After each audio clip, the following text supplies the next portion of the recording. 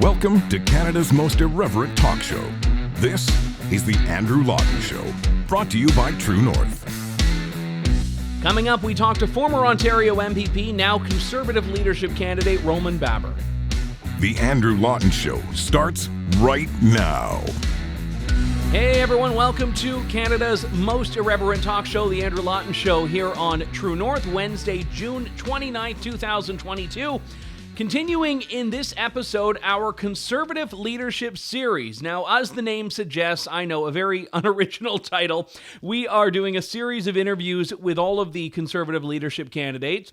Many of them, in fact, almost all of them, we spoke to them as they announced in some form or another, some a couple of times. But we're doing it this time around to do lengthy, in-depth, sit-down interviews with them. We're making sure they're all in person to really get at the meat of some of the issues that have dominated their campaigns, and also issues that some people have said are conspicuously absent from their campaigns or from the leadership race as a whole. We started off the series a couple of weeks ago with Jean Charest. Last week, we spoke to Patrick Brown. This week, we have my sit-down interview with former Ontario MPP Roman Baber. Now, I realize Ontario is the only province with MPPs, and I forget that as an Ontarian. So if you're from Alberta or BC, it's an MLA. If you're from Quebec, it's an MNA. And what is it in Newfoundland? I think it's an MHA in Newfoundland. Pardon me if I'm getting that wrong. But he's an MPP in Ontario, or he was up until the most recent election, which he did not stand for to seek re-election in that. Now he's focusing his efforts on the Conservative leadership race. Now, Roman and I spoke in a previous interview about what he said is the need for democratic conservatism, to put democracy front and center in the political process and in the Conservative Party. We talked about that in a little bit more detail, and also some of the specific policies that he wants to bring to the table. This is my conversation recorded last week with Conservative leadership candidate Roman Baber. Former Ontario MPP Roman Baber. Mr. Baber, good to talk to you again. Good to be with you, Andrew. Let's start with your place in this race right now. You obviously have been in provincial politics. You've been elected at the riding level before. How has the adjustment been to campaigning nationally to a whole country? It's been a remarkable experience, and it's not over yet. I think by all accounts we have exceeded expectations. In terms of a national campaign, you certainly learn a few things that you previously haven't anticipated, such as you probably need to be in better shape than I'd like to be, so less junk food on the road. And this is not a politician pandering. Andrew, I got to see so many remote corners of our country. It's a truly beautiful country. And so generally, we're having a good time. Our message is resonating with Canadians, and we look forward to a strong finish. What would you say the core message of your campaign is? Well, from day one, it's always been about defending and restoring Canada's democracy. As you know, I'm of the view that Canada's democracy is under assault.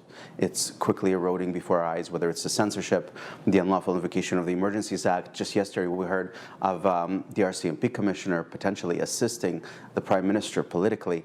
It's unheard of in a democratic society. And so I'm very, very concerned about the erosion of democracy, not just, and this is not just in Canada, this is in our parliaments, this is among our regulators, and so I am the democracy candidate. I insist on the fact that we have to, in order for us to get back to fully normal, we have to restore and strengthen our democratic institutions. You mentioned the story about the RCMP and what looks like the RCMP commissioner running political interference for Justin Trudeau and the government. We've seen this song and dance a number of times before, whether it was SNC-Lavalin, We Charity, and now the RCMP and other scandals that probably escape me right now. Would your first order of business coming in as Prime Minister to clean house effectively on, any civil servants that you feel are in these positions? I think Commissioner Lucky has some thinking to do. If indeed she sought to assist the government politically, in that she sought details of a pending investigation, where the investigators were very clear with her and said, no, it's not in the interest of the investigation to release those details. But she insisted to use her office to assist the government's legislative agenda, then I'm not sure how she can survive or stay in her current role. So, but of course, the idea is that once we form government, we will of course, change management. When you want to fix a defunct company or a bad situation, you bring in new management. That's certainly something that I intend to do. But beyond that, I think that this is no longer a partisan issue. This is a very serious breach of the people's trust. I think it's time for the Prime Minister to also do some serious thinking as to whether he remains viable. Your competitor in this race, Pierre Poilievre, has ruffles and feathers for saying that he would get in there and fire the Bank of Canada governor. So when you talk about needing a change in management, who are you talking about if you are speaking about specific people or more broadly specific roles? Well, the RCMP Commissioner certainly comes to mind. Dr. Tam, as I've said, I will fire Dr. Tam on day one because I believe that our pandemic response were an abject failure.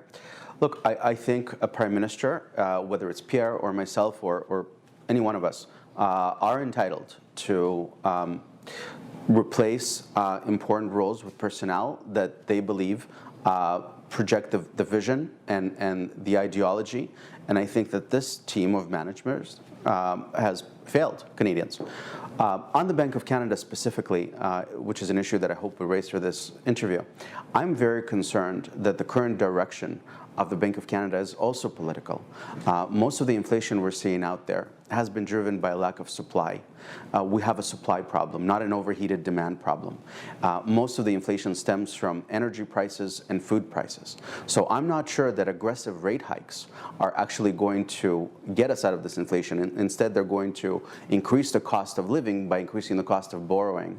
And so I'm very worried that the Bank of Canada is again acting politically in that it feels this inflationary drive and is going to get us into trouble by raising too much too fast. Most people, I think certainly anyone who's been to a grocery store in the last year knows this is a real problem. I mean, we've seen the data to back this up, record levels, but you shouldn't need to wait for these numbers to see what Canadians are seeing. What is the solution if it's not the rate increase hikes that we're seeing from the Bank of Canada? What is the solution that you would bring as Prime Minister? So first of all, we need to appreciate how this came about in order to solve it. And I believe that most of it stems from lockdowns and our COVID response. We stopped the global supply chain at its tracks, and now demand has resparked, and essentially supply is not catching up to demand, so you see price increase. Number two, I think you have a mental health pandemic. Our workforce is experiencing a post-trauma. I hear this from small business employers, from all sides of employers. People are simply not back to work. So we need to try and get through this episode. We need to provide the market with certainty that we're never going to lock down again. The pandemic response is behind us. We need to encourage people to go back to work. Let's go back to work. Let's bring everyone back to work.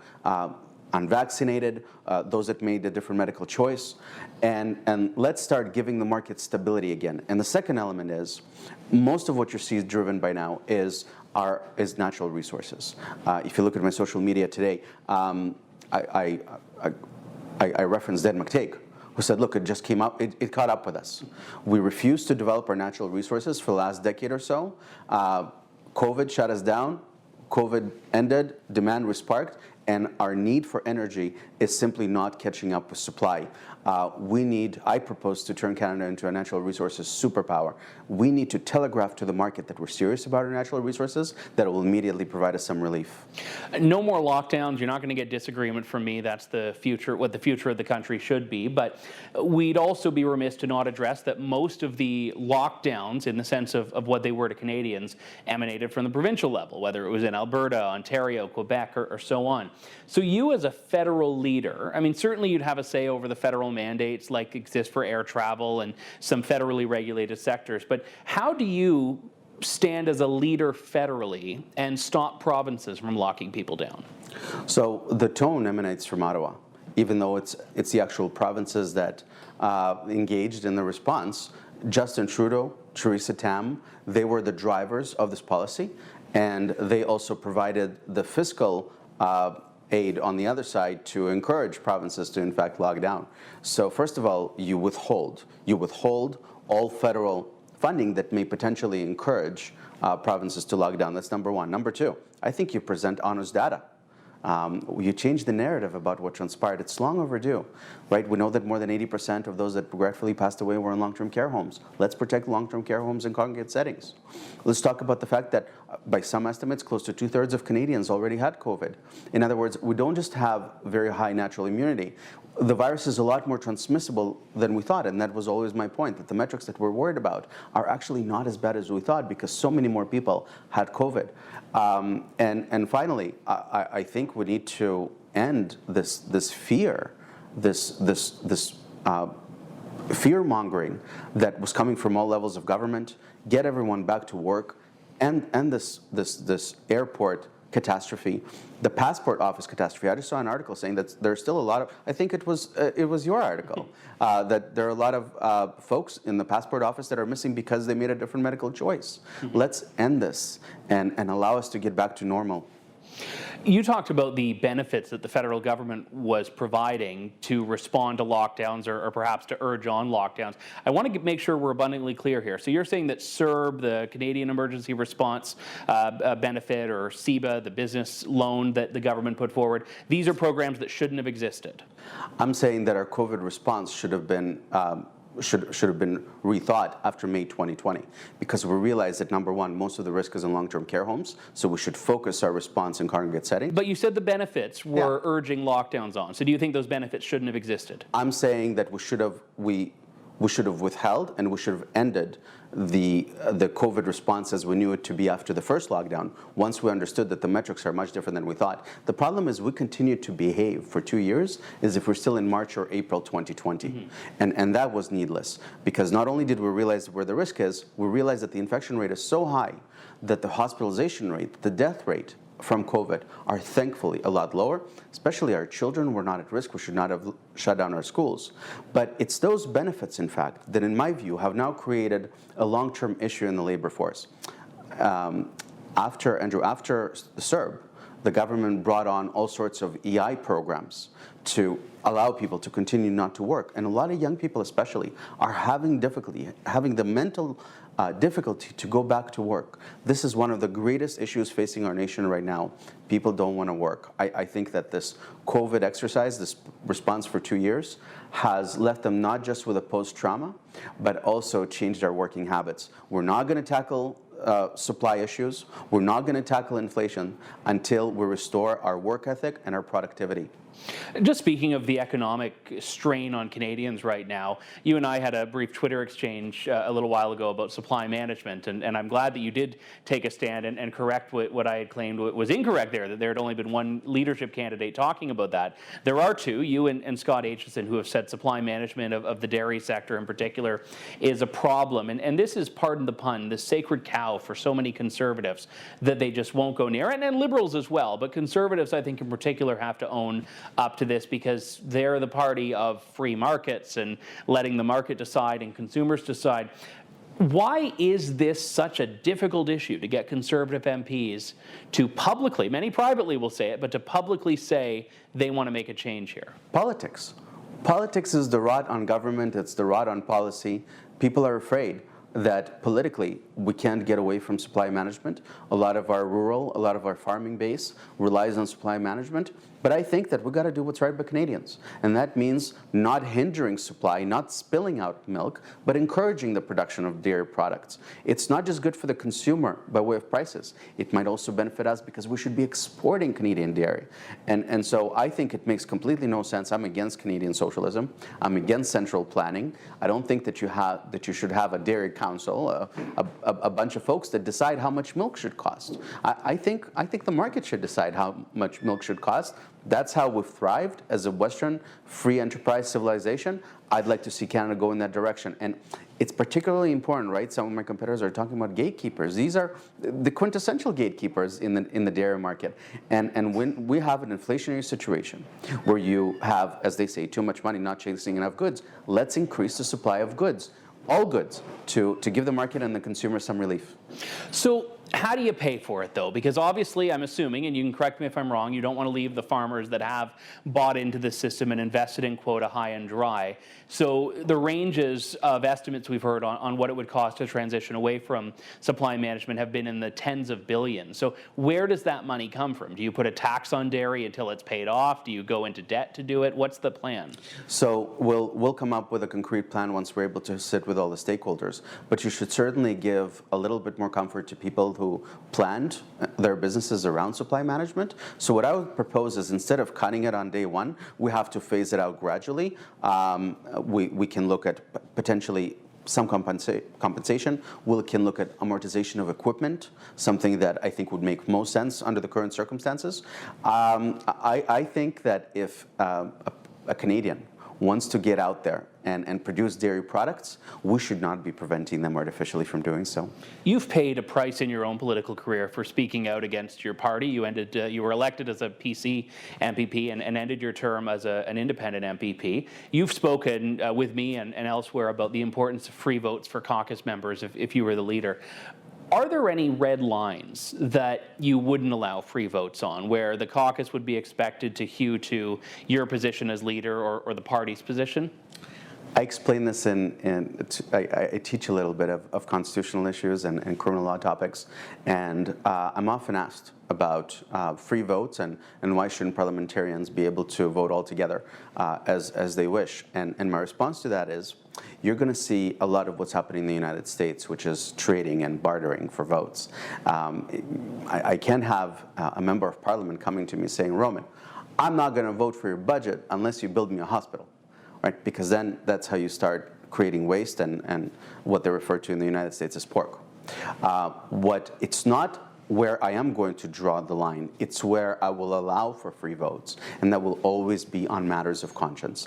Andrew, I've been made to vote against my conscience in the past, and that's the type of stomach pain that I'll never inflict on anyone.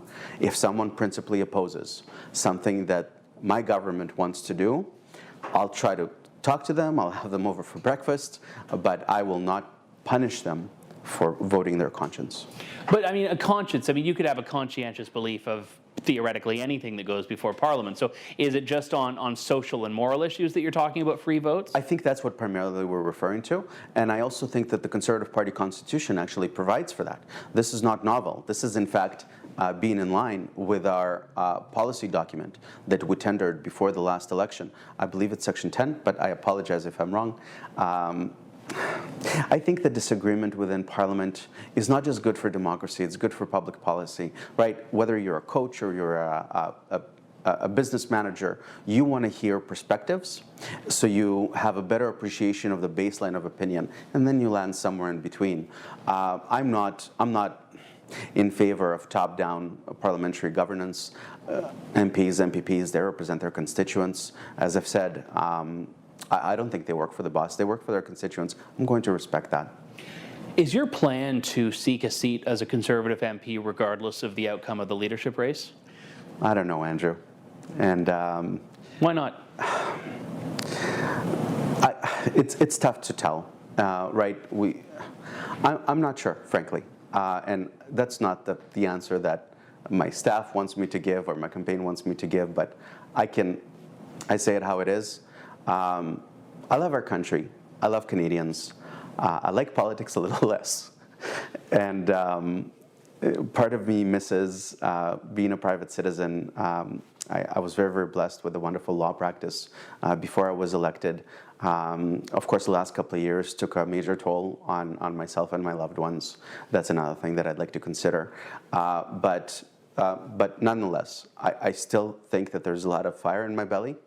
And I'm very concerned about the state of our country right now. And now it's not just our democracy, it's our economy, it's our way of life, I think, is really under attack. And so I do feel that I have a responsibility towards Canadians to continue and communicate sensibly issues that are important to millions of Canadians that go unaddressed. We'll make a decision in the near future. But look, I think we're doing well. We see a path to winning. Of course, we're reasonable and we appreciate that we're probably not in the first two positions, but we're running a very competitive campaign. One thing that has come up, and I haven't seen you get into the mud like this, to your credit, but there's been a lot of mudslinging in this race, and certainly politics is about contrast, and you're going to have divides and divisions. Looking at the race itself, do you see this as being more polarized or less civil than other races internal to the party, whether nominations or leaderships, or do you think this is just par for the course, what's happening in the leadership race right now? I think there were a few episodes, especially during the debates, where leave for better decorum to be desired, but that's not my place to comment on that. I think it's important for the voters to see and to appreciate what one might be like in a general election. So I'm not sure that we should be censoring the way that people conduct themselves. No, we should be looking objectively at what people are doing. And that's why we have these races, is to evaluate us as respective candidates. This is practice for the general election. But I'd say something to the credit of all my friends. And that is that I actually think that there are a lot of substantive issues that have been raised throughout this race, to our credit and to my friends' credit, that there was an allegation during the 2020 leadership, during the 2017 leadership, that our party is lacking ideas. Well, Andrew, that's not the case anymore. I'm on record saying I'm going to end equalization. None of the other candidates said that. I'm against Canadian socialism. I'm going to give a corresponding tax cut that would have been $21 billion if we look at last year's numbers. I like the fact that Scott and I are talking about supply management. I like the fact that there's a lot of discussion about housing and material discussion about housing. We have a disagreement on a variety of issues. It's a vibrant race. And of course, the engagement in this race is great because our country is facing these monumental issues. I would also, if I may, I want to congratulate all my friends on this record number of memberships that we signed. We're bringing a huge amount of Conservatives, of new members, to help us contest the next general election. I'll end, I apologize, I'm a little wordy. I'll end by saying I think it's important that we continue a vibrant race, but I'd encourage all my friends not to get to the point where it would leave one or another candidate unviable for the general election. Looking at equalization for a moment, as you well know, Albertans voted in a very significant number to take to Ottawa the concerns about equalization and that the formula is not fair for Albertans. You're saying end it. You're not saying tweak the formula. You're saying get rid of it, which you're a lawyer, you know involves amending the Constitution, does it not? Not necessarily. How so? Okay, so the Constitution provides that the federal government should look at equalization in the event that provinces are unable to provide a comparable level of services. So there's a test to meet in order to, in fact, pay equalization. So I don't propose to cut it on day one. I'm going to phase it out before the end of my first term. And so we're going to have a good look as to what the disparity between the provinces is. And ending equalization would be in line with my proposal to turn Canada into a natural resources superpower. And so I don't want to have a situation where you have Newfoundland and Labrador now contributing, in fact, to equalization, and the island next door, PEI, is in fact taking equalization. So I'd like to encourage all Canadian provinces to unleash their economic potential by freeing our natural resources. That's the way out of equalization. That's the way towards economic prosperity. That's also how we're going to get out of the fiscal mess that we're in. So your position is that equalization is conditional in the Constitution, not a requirement. So there's a test that's articulated in the Constitution, which is that it has to ensure that they can provide a comparable level of services with comparable level of taxation. I'm saying that, first of all, I'd like to be satisfied that that isn't the case. And if, in fact, we see during our first year that that isn't the case, then let's ramp up their ability to provide a comparable level of services. I've been to PEI. It's a beautiful place. I love Charlottetown. And I was flabbergasted to see that in order to come off the island, Canadians have to pay, I think it's a $51 or a $53 toll. I think that if you're a resident of PEI, you should not be paying the toll. But to date, PEI developed less than 20% of its proven natural gas resources. Same in Quebec. I think that Quebec should become the hydro capital of North America. I think that Quebec should become, has the potential of becoming the gas capital. And I don't like this Canadian interdependence. We should encourage everyone to succeed, and at the same time, ending this intra-provincial dependence will also help heal our regional divides. Just looking practically alone, how would you win a national election when you're campaigning on something that the so-called have-not provinces are going to feel is just untenable for them and no longer viable for them? Because they have structured, in a lot of ways, their spending and taxation levels around the expectation of equalization. I think that the political spectrum has shifted significantly, Andrew. First of all, generally, and this is what I say about universal basic income too, Canadians don't want universal basic income, they want to earn an income. I also don't think that Canadians want equalization payments. I think that they want to be self-reliant and self-determined. And I also feel that now Canadians fully appreciate the fact that failure to develop our natural resources is now costing them materially at the pump, in the grocery store, and so the attitude towards our natural resources will change. Second thing I'd say to you, and this is generally speaking, I have an unbelievable number of people approach me every day on the road, say, Roman, I've never voted Conservative. I could never imagine taking out a Conservative membership, and now they do. And so we see this remarkable number collectively between all campaigns. I think I would attract a lot of what I refer to as classical liberals, the Paul Martin types that believe in free enterprise, that want to see democracy flourish in Canada. I love a lot of new Democrats, right? A lot of the Labour feels that the new Democrats failed them when they refused to stand up for their jobs. By the way, I lay all of this on Jagmeet Singh as well. He's equally responsible for all of this. And finally, the Greens. I call them the freedom-loving Greens, who felt that they want to lead a certain healthy lifestyle, and a lot of them don't understand why they have to take 2 shots to lead a normal life. It's personal choice. That's what I've always argued for.